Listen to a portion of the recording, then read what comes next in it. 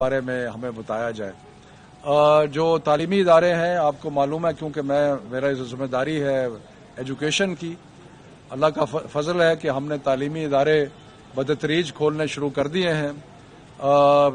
ابھی 6ویں 7ویں 8ویں اور اس کے اوپر کی جتنے بھی کلاسز یونیورسٹیز جتنے بھی ہیں وہ ساری کی ساری اب چل رہی ہیں، اور انشاءاللہ اب 29 تاریخ کو صبح ہم ایک میٹنگ کریں گے۔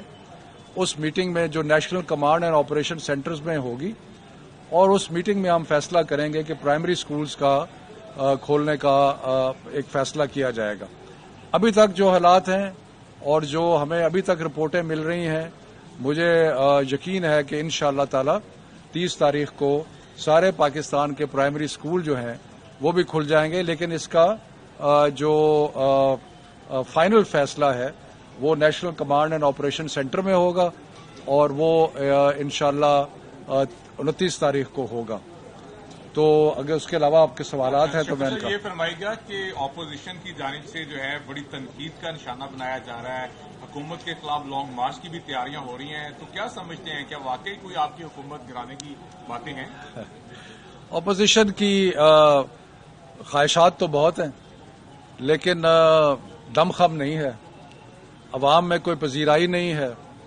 جس طریقے سے ان دونوں جماعتوں نے خاص طور پہ اور بھی جو ان کے ساتھ ہیں اس ملک کے ساتھ کیا ہے، نون لیگ کی آپ ذرا حالت دیکھیں کہ ایک طرف ان کا جو قائد ہے وہ لندن میں بیٹھ کے اور 1 گھنٹہ حشاش بشاش تقریر کرنے کے بعد پاکستان کے اداروں کو ہدف تنقید بناتا ہے، اور اس کے بعد پتہ چلتا ہے کہ ان کے اپنے لوگ اپنی درخواست پہ خفیہ طور پہ اعلیٰ فوجی افسران سے میٹنگ کر رہے ہیں۔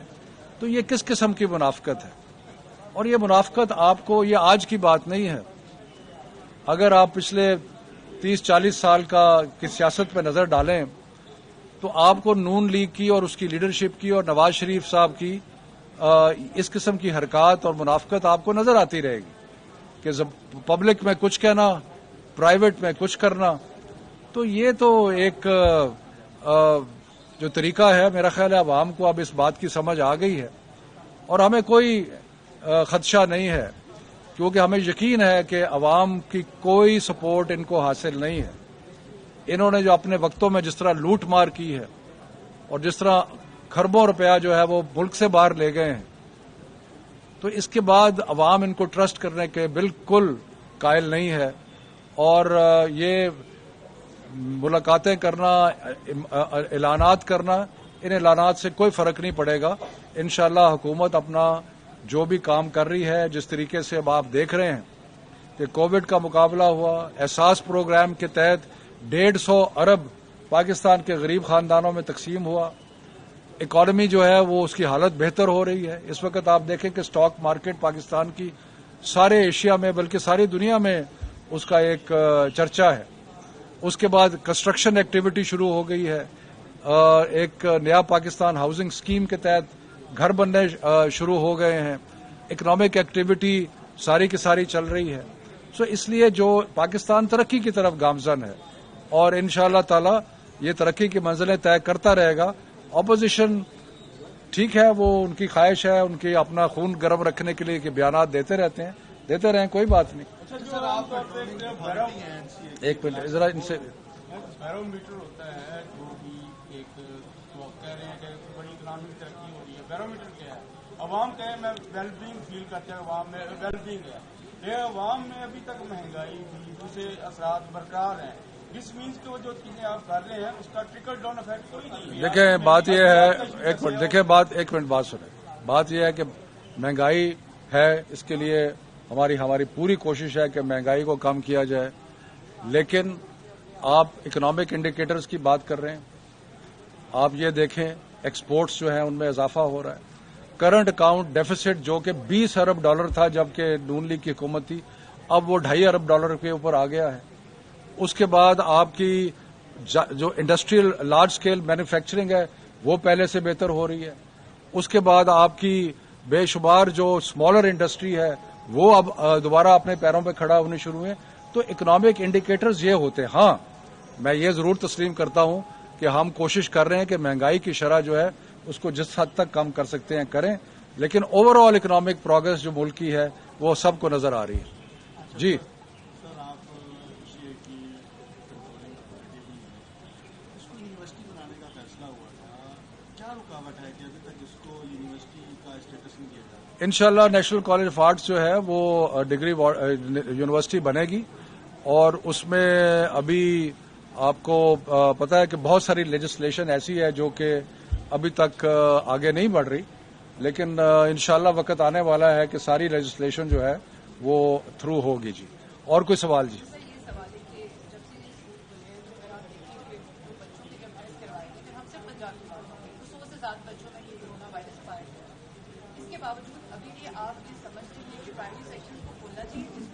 छोटे बच्चों को बुला लें, वो अपना बैग ही संभाल सकते हैं, मास्क कितने घंटे पहन के अपने आप को कैसे कवर? पंजाब में हमने स्पेशल टेस्टिंग शुरू की जब हमने स्कूल खोले और बहुत ज्यादा वसी पैमाने पर टेस्टिंग शुरू की। आपको पता है कि तकरीबन सारे पाकिस्तान में हम एक दिन में 36,000 के करीब टेस्ट कर रहे हैं, खास तौर पे स्कूलों की तरफ, और इन्फेक्शन रेट जो है वो 1% से 1% से कम है।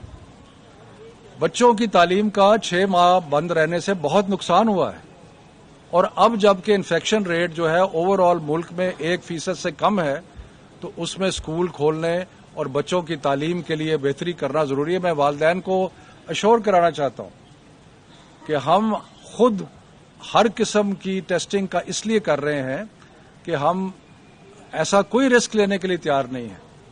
ये तो हेल्थ के इंडिकेटर्स जो आ रहे हैं, मैं आपको बता रहा हूं, उनकी वजह से ये फैसला हमने किया कि स्कूल खोलेंगे। और अब भी मैं समझता हूं कि जो इस वक्त आपको रिजल्ट्स आ रहे हैं उसमें प्राइमरी स्कूल भी इंशाल्लाह खुल जाएंगे। अच्छा शफकत साहब, ये फरमाइएगा, सबसे अहम सवाल, मियां नवाज शरीफ ने पौना घंटा तकरीर की, आपने भी कहा हाश विशाख भी हैं, तो जब वो यहाँ से गए थे आपको नहीं लगता कि आपकी हुकूमत की कुछ डील थी, उनको बाहर आप लोगों ने भेज दिया और अब आप लोग भी अपनी जगह पे कह रहे हैं, जबकि रिपोर्ट्स आपने मेडिकल की और बाहर भी भेज दिया, आप कह रहे हैं उनको कुछ? देखिए जी, मेडिकल रिपोर्ट्स आप सबके सामने थी और वही मेडिकल रिपोर्ट्स हम देख रहे थे।